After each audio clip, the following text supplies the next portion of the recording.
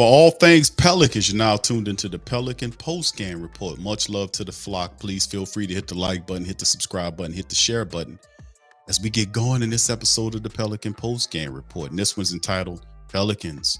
Yeah, Pelicans looking at perhaps can they agree with an extension with Big V?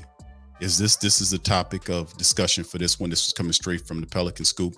Valanciunas and the Pelicans have discussed the contract extension. He wants to get that thing done. A lot of people might not agree with this, but let's get into the article here. Executive Vice President David Griffin told the family members to expect tweaks this offseason, not wholesale changes to the roster.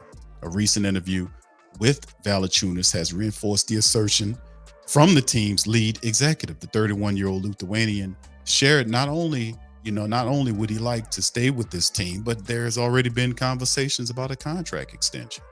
And this is what Valanciunas told a reporter here. We had some talks with the team. I think this summer won't be easy for them because they'll have to make a few key decisions. Our season didn't go as well as planned, so there'll definitely be some changes. Absolutely. I would like to stay and extend my contract, he added. Obviously, during the season, you try to help the team as much as possible. When the summer comes, you try to take care of your own things, how to extend the contract and stuff. Valanciunas started 79 games for the Pelicans last year. Take this into consideration. He started 79 games last year, averaged over 14 points and 10 rebounds, almost 2 assists in 25 minutes per game. The team's starting center, he shot almost 55% from the floor, almost 35% from downtown, and the career best at the foul line of almost 83%.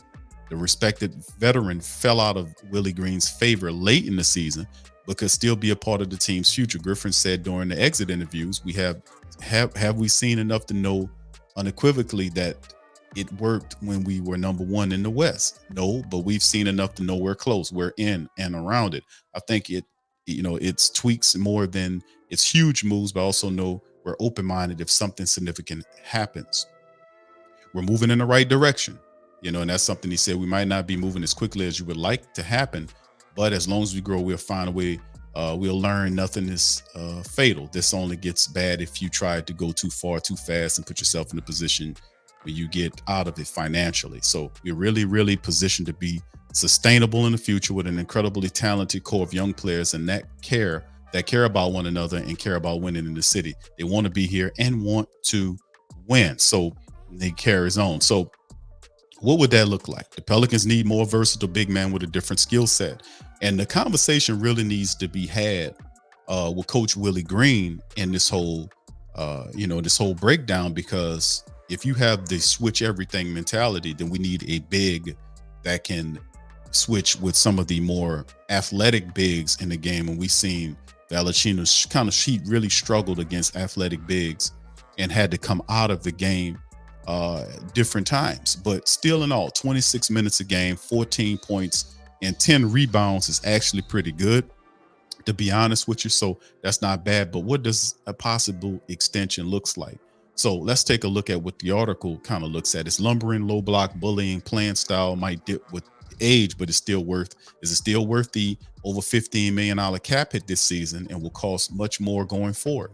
So is that something that we're looking like that Valanciunas, the cost on Valanciunas? And I'm pretty sure eventually they'll think about if that is indeed something that they want to do. But anyway, let me kind of put it on you guys and ask you guys, what do you think about that? A lot of people saying we should trade him. Front office will be hard pressed to get a better return for a trade, according to the article. Valanciunas is a part of a package that's an all NBA caliber return.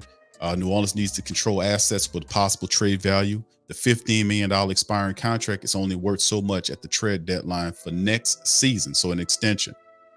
Could we do that? Still good enough to be priced out of the taxpayer MLE market for years to come. The 23-24 non-tax MLE starts approximately at $10 million. It's not a mechanism to sign Valanciunas, but does give both sides a starting point. He makes over $15 million this season, so finding a middle ground for future wages should be easy.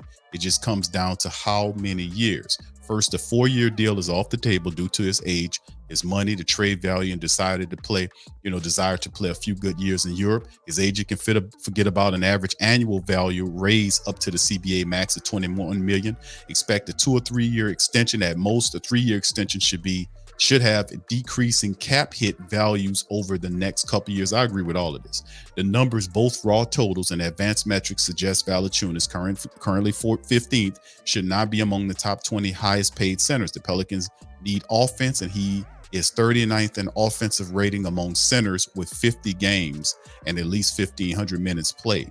There are plenty of other stats that the Pelicans would use to make a case for Valanciunas should expect a substantial decrease in pay. All stats are just sorted through the center position with a minimum of 50 games, according to NBA stats tool. So you see a lot of that, and this will be the basis in which they start covering the need. So it's very interesting to see what this would look like. And this is some of the thought processes on his extension as we get further into the article. Very, very specific and detailed article. I really think you guys should read it. The Pelicans need spacing, rebounding, and defense. Valanciunas is only above average to elite in one of these categories. His defense is deteriorating to the point of being one-dimensional, only able to guard other traditional low-block centers. His spacing and shooting are starting to become something opposing teams will live with, and the value of both are diminished with Zion Williamson when he's healthy. The process should still end with a contract extension. The parameters have to fall in line, though, or the Pelicans will have to find a trade partner before the draft night to extract maximum value.